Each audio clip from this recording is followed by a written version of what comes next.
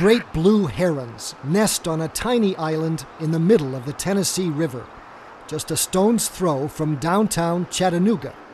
The Audubon Society created a sanctuary on this 19-acre site in 1954.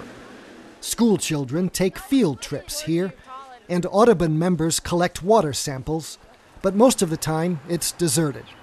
We're in the middle of the Tennessee River in downtown Chattanooga. We can hear the commerce going on either side of us, but right here on the island, it's quiet, it's peaceful, and it's safe for the wildlife.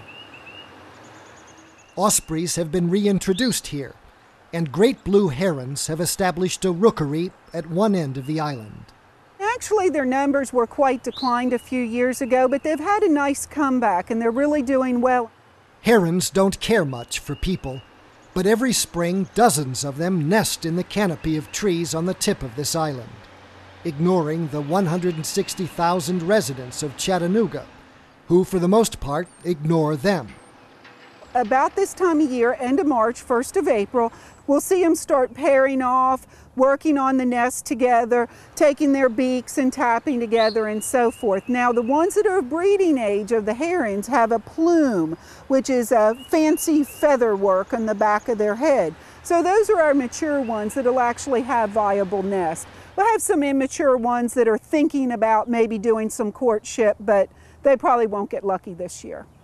Parents take turns sitting on 3 to 6 blue eggs. When the eggs hatch in the spring, the trees will have leafed out and the chicks will be hidden from view. In 2 months, they will fledge and leave the nest to survive on their own.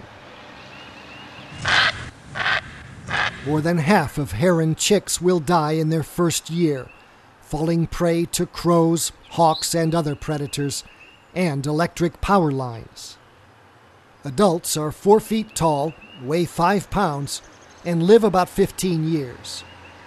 Herons always live near water.